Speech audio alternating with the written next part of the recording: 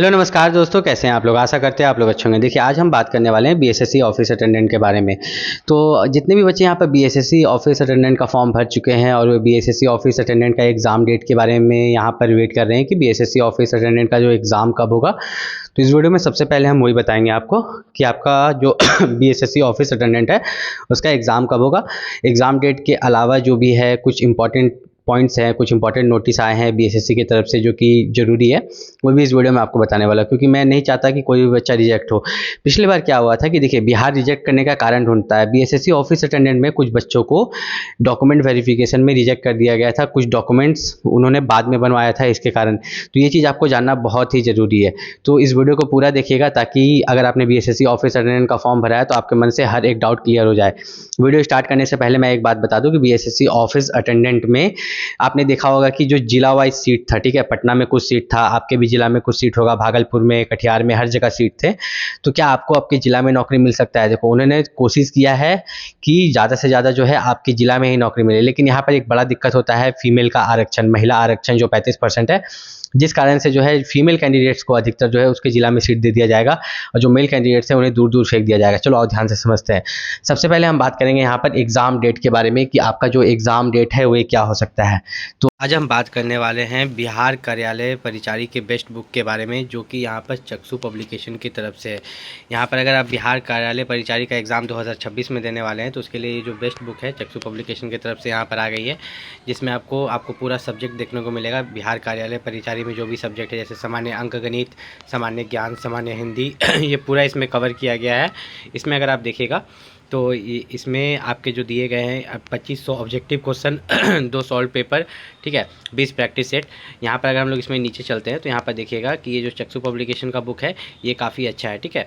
इसमें जो practice papers है, इससे प्रैक्टिस पेपर 1, 2, 3, 4 ऐसे करके कितने सारे हैं, लगभग यहाँ पर आप देखिएगा तो 20 प्रैक्टिस सेट है। कितने? 20 प्रैक्टिस सेट है, जिससे आप यहाँ पर बहुत अच्छे से यहाँ पर तैयारी कर सकते हो। और इसमें सबसे खास बात ये बुक की है ना, चक्षु पब्लिकेशन की इस बुक की सबसे खास बात ये है कि इसमें आप एक चीज़ देखिएगा कि जैसे ये क्वेश्चंस दिए रहते हैं ना, तो क्वेश्चंस के नीचे जो आंसर्स दिए रहते हैं, ठीक है, थोड़ा सा हम लोग यहाँ पर नीचे में चलते हैं जहाँ पर आंसर्स होंगे। आपको एक चीज़ दिखाता हूँ, यहाँ पर आंसर्स दिए गए हैं ऑप्शंस में, ठीक। उसके बाद डिटेल में आंसर दिया गया है कि 1 का बी क्यों होगा, डिटेल में। मतलब आपको किसी टीचर की ज़रूरत नहीं, आप इसी बुक से जो है बिहार कार्यालय परिचारी की पूरी तैयारी कर सकते हो। इस बुक को परचेस करने के लिए जो लिंक है वीडियो के डिस्क्रिप्शन में दिया गया है, फ्लिपकार्ट, अमेज़ॉन का, वहाँ से जाके आप चक्षु पब्लिकेशन का बिहार कार्यालय परिचारी का बुक को परचेस कर सकते हैं। इसी वीडियो के डिस्क्रिप्शन में लिंक दिया गया है। तो आपका जो एग्ज़ाम डेट है, ठीक है, आपका जो भी एग्ज़ाम डेट है, एग्ज़ाम कब होगा, तो अभी आपका चल रहा है यहाँ पर नवंबर, ठीक है, और 14 नवंबर को बिहार में इलेक्शन का रिजल्ट आ जाएगा। अगर यहाँ पर हम लोग बात करते हैं सरकार के हिसाब से, अगर आपको इस साइड थोड़ा दिख रहा होगा तो इस साइड में थोड़ा सा यहाँ पर रब कर लेता हूँ, मैं ये बाद में बता दूंगा। ये क्वालिफाइंग मार्क्स है प्री और मेंस के लिए, इसको हटा देते हैं। देखिए, अगर यहाँ पर जो है आपका नीतीश कुमार का सरकार बनता है, ठीक है, जो गठबंधन वाला है, ठीक है आपके जो मुख्यमंत्री अभी हैं नीतीश कुमार का ही सरकार बन जाता है, तो आपका जो एग्ज़ाम होगा, ठीक है, बीएसएससी ऑफिस अटेंडेंट का जो एग्ज़ाम है, आपको मैक्स से मैक्स फरवरी तक ले लिया जाएगा। कब तक? फरवरी 2026 तक आपका एग्ज़ाम ले लिया जाएगा, जिसको कि आप शायद एनडीए का भी सरकार बोलते हैं, ठीक है। तो इलेक्शन इतना इंपॉर्टेंट होता है, देखिए इलेक्शन इतना इंपॉर्टेंट होता है कि वही डिसाइड करेगा कि आपका एग्ज़ाम कब होने वाला है, ठीक है। क्योंकि अगर आपका जो पुराने मुख्यमंत्री हैं उन्हीं का सरकार बनता है तो आपको फरवरी 2026 तक एग्ज़ाम ले लिया जाएगा। लेकिन मान लीजिए किसी अदर पार्टी का बनता है मैं अदर लिख रहा हूँ, मैं ऐसा नहीं लिख रहा कि ये पार्टी या वो पार्टी, किसी अदर पार्टी का यहाँ पर सरकार बनता है, तब आपका इलेक्शन कब होगा। तो किसी अदर पार्टी का अगर आपका सरकार बनता है तो आपका जो एग्ज़ाम डेट है, एग्ज़ाम डेट ये फरवरी 2026 नहीं रहेगा, आपका एग्ज़ाम डेट यहाँ बढ़ के चला जाएगा जून जुलाई तक। कब तक? जून जुलाई तक, ठीक है, जून जुलाई तक यहाँ पर चला जाएगा। क्योंकि जो आपका रूलिंग मुख्यमंत्री होता है, अगर फिर से वही इलेक्शन में आता है तो जो जैसे रहता है वही चीज़ वैसे कंटिन्यू होता है, ठीक है। ये हर जगह का देखा गया है, ठीक है, ये हर जगह का, लगभग हर स्टेट में यही होता है, हर स्टेट में आपका ये होता है इलेक्शन के समय। तो अभी पहले इस चीज़ को हटाते हैं, ठीक है, ये चीज़ का हमें काम नहीं है। हम आपको यहाँ पर बताने वाले थे कि आपके जो 100 क्वेश्चंस आएंगे, ठीक है, आपके जो यहाँ पर 100 क्वेश्चंस आएंगे, तो उसमें जो आपका कितना क्वेश्चंस आपको सही करने पर क्या होने वाला है।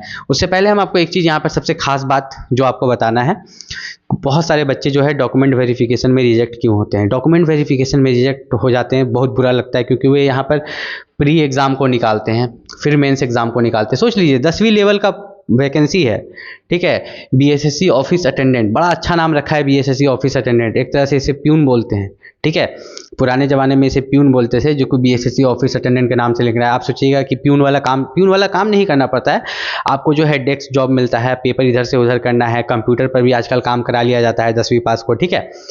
लेकिन एक तरह से पोस्ट है 10वीं लेवल का, लेकिन एग्जाम का लेवल देखिए, साला सबको प्री और मेंस दो को एग्जाम लेगा, मतलब लग रहा है आईएएस का एग्जाम है कि इसमें प्री और मेंस लिया जा रहा है।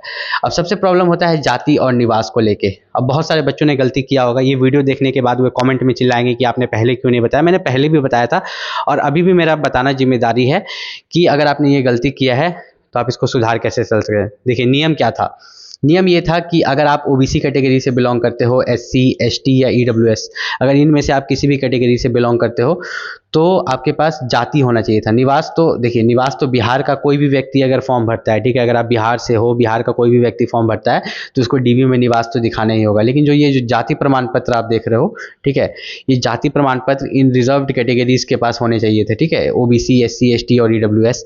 कब होना चाहिए था? फॉर्म अप्लाई का लास्ट डेट से पहले। जब आप फॉर्म अप्लाई कर रहे तो फॉर्म अप्लाई का जो भी लास्ट डेट था, क्रूशियल डेट था, ठीक है, नोटिफिकेशन में दिया गया था।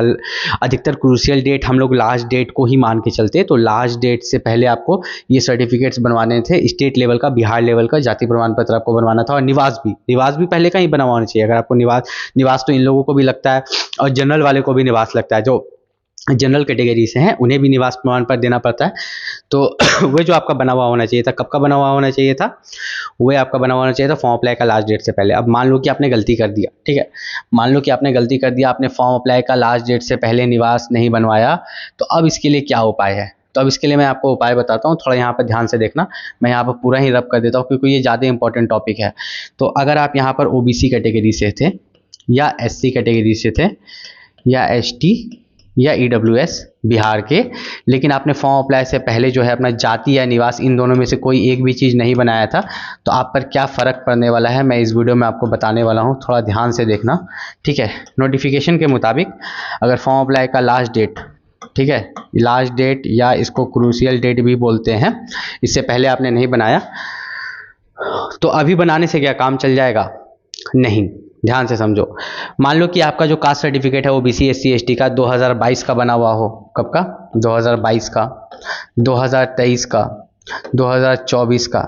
अगर ये पिछले 3 साल में भी आपका कभी भी बना हुआ होगा, ओबीसी, एससी, एसटी किसी भी कैटेगरी से आते हो, अगर इन 3 साल में भी आपका कभी का बना हुआ हो, तब एक उपाय हो सकता है कि अभी आप अपना कास्ट सर्टिफिकेट बना लो, जिसको जाति ही बोलते हैं, हिंदी में आपको जाति ही बोलते हैं, जाति प्रमाण पत्र बनवा लो।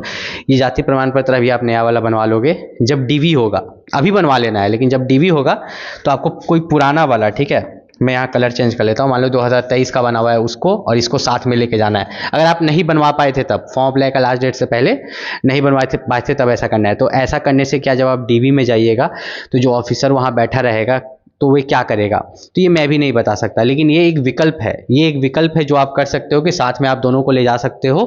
और ले जाने के बाद, ठीक है, ले जाने के बाद हो सके तो वो ये चेक करना चाहता है, वो क्या चेक करना चाहता है मैं आपको बताऊं, वो ये चेक करना चाहता है कि जब बच्चा फॉर्म भर रहा है, ठीक है, वो ये चेक करना चाहता है कि जब बच्चा फॉर्म भर रहा है और वो बोल रहा है कि हम ओबीसी, एससी, एसटी या ईडब्ल्यूएस से हैं, तो क्या उसके पास उस समय जाति है कि नहीं, ये चेक करना चाहता है। क्या वो उसी जाति से तो है ना? ऐसा नहीं ना कि वो ओबीसी में नहीं आता है, वो जनरल में आता है, ओबीसी से फॉर्म भर दिया है, अब बाद में वो अपना यहाँ पर ओबीसी का जाति बनवा लिया है, क्योंकि कट ऑफ रिजर्वेशन ये सब में फ़ायदा होता है।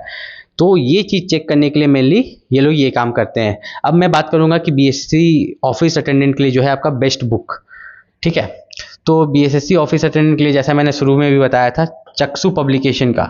अभी मैं ये चक्षु पब्लिकेशन का ही बुक क्यों बता रहा हूँ, तो देखिए ये चक्षु पब्लिकेशन का जो बुक है बीएसएससी ऑफिस अटेंडेंट या कार्यालय परिचारी भी आप इसको बोलते हैं, क्योंकि ये लेटेस्ट बुक लेके आया है, ठीक है। चक्षु पब्लिकेशन का जो है ये लेटेस्ट बुक है, इसमें सब कुछ दिया गया, आपका previous year question paper practice set सब कुछ दिया गया है, जिससे कि आप बीएसएससी ऑफिस अटेंडेंट की बहुत अच्छे से यहाँ पर तैयारी कर सकते हो। अब हम बताएंगे आपको क्वालिफाइंग मार्क्स, इसको हटा देते हैं, अब क्वालिफाइंग मार्क्स की बात करते हैं। तो मार्क्स की बात नहीं करेंगे, टोटल आपका 100 क्वेश्चन है।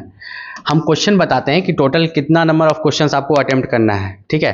प्री और मेंस 2 को होगा, ठीक है, प्री प्लस मेंस 2 एग्ज़ाम आपके होंगे। दोनों में सिलेबस लगभग सेम रहेगा, मेंस में बस लेवल हार्ड हो जाएगा। लेकिन यहाँ पर जो हम बात करेंगे, हम सिर्फ बात किसके बारे में करने वाले हैं, हम बात करेंगे कि आपका प्री एग्ज़ाम में जो 100 क्वेश्चन आएगा, तो 100 क्वेश्चन में से आपको कितना क्वेश्चन बनाना है। याद रखिएगा, मैं मार्क्स की बात नहीं कर रहा हूँ, अभी मैं क्वेश्चन की बात कर रहा हूँ, ठीक है। तो अगर आप जनरल कैटेगरी से आते हैं तो आपको 40% बनाना रहता है, ठीक है। 100 क्वेश्चन का 40%, तो 100 क्वेश्चन का जो 40% है वो कितना होगा, तो यहाँ पर आप 100 गुना 40% कीजिए, तो ये आपका कितना निकलता है, ये ज़ीरो गया, ये ज़ीरो गया, ठीक। तो आपका जो है यहाँ पर, सॉरी मैंने यहाँ पर 100 क्वेश्चन का 40%, ठीक है, 100 क्वेश्चन का 40%, तो 40 क्वेश्चन होते हैं ना, ये गया, ठीक है। तो 40 क्वेश्चन कितना आपको यहाँ पर जो है 40 क्वेश्चन बनाना होगा, 100 में से जो है 40 क्वेश्चन सही करना होगा। तो आप यहाँ पर जो है 40 क्वेश्चन सही करते हो तब जाके आपका यहाँ पर बनता है। तो शायद एक क्वेश्चन के लिए 4 नंबर है यहाँ पर, तो गुना 4 कीजिएगा तो 4 0 0 4 4 16, 160 नंबर, कितना 160 नंबर, मतलब 400 मार्क्स में से आपको यहाँ पर जो है 400 मार्क्स में से 160 नंबर लाना होगा। अगर आप जनरल कैटेगरी से हैं, आपको मेंस एग्जाम के लिए भेज दिया जाएगा। अब हम बात करते हैं यहाँ पर फीमेल कैंडिडेट के लिए। फीमेल से भी पहले हम ओबीसी के लिए बात करते हैं।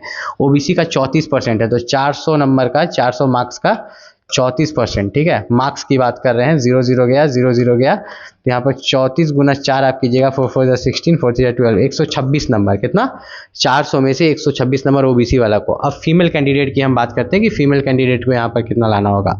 तो जो फीमेल कैंडिडेट है, तो फीमेल कैंडिडेट को 32% लाना पड़ता है, और साथ ही साथ इसमें SC ST भी आ जाते हैं, ठीक है, SC ST भी आ जाते हैं। तो 32 को यहाँ पर अगर हम देखें, ठीक है, 32% मतलब यहाँ पर 32 गुना आप कितना कीजिएगा, 32 गुना 400 मार्क्स है ना, डिवाइड बाय 100, तो आपका जो है यहाँ पर ये 0 0 गया, ठीक है, ये 0 0 0 0 गया, बचा आपका 32 गुना 4, तो 32 गुना 4 किए तो 4 2 8, 4 3 12, 128, मतलब कि 400 में से 128 नंबर SC ST और फीमेल को लाना होगा।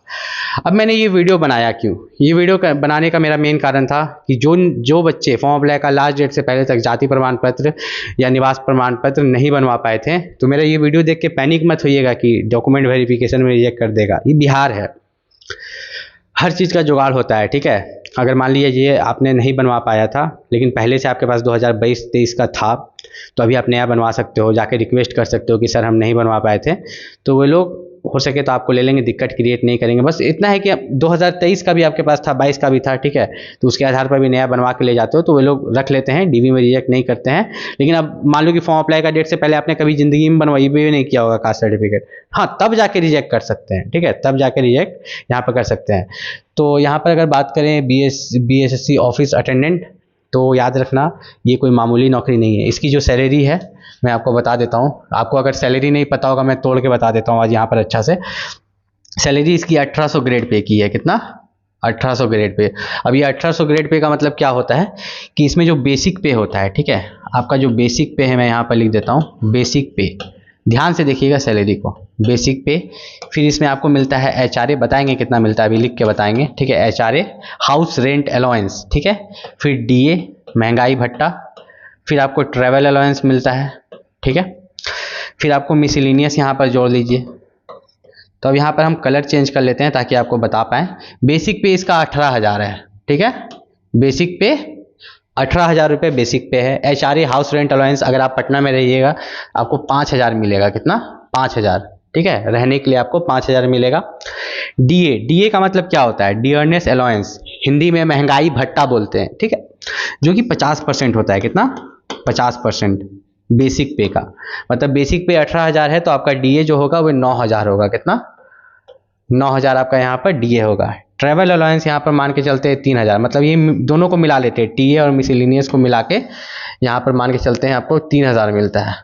अब इसको जोड़िए, अगर इसको यहाँ पर रेड पेन से अगर हम जोड़ते हैं, यहाँ पर हो गया 18,000, ठीक है, और ये 3,000 में से 2,000 इसको दे दिए तो ये हो गया 20, ठीक है, और 9,000 में 1,000 इधर दे दिए तो 30, ये 5 35। आपकी स्टार्टिंग सैलरी जो BSSC ऑफिस अटेंडेंट की होती है वो होती है 35,000, 35,000। आप देख सकते हो कि आपकी बेसिक पे 18,000, फिर HRA 5,000, DA 9,000, फिर 3,000, total 35,000 starting salary BSSC office attendant, एक बिहार कार्यालय परिचारी 10th लेवल वैकेंसी की इतनी सैलरी होती है। अब आप सोचिएगा कि इतना छोटा नौकरी है, सरकारी, मेन सरकारी नौकरी है, आपको हर चीज़ का बेनिफिट यहाँ पर देखने को मिलेगा, आपका तबीयत खराब होगा हर कुछ का। तो अगर इसकी तैयारी कर रहे हैं तो जम के तैयारी कीजिएगा, अच्छे से कीजिएगा। कम से कम अगर आपकी यही सरकार भी रह गई तो आपको कम से कम 3 महीना का समय है। सरकार चेंज हुआ, डेट बढ़ा दिया आगे, तब भी आपको 5-6 महीना का समय।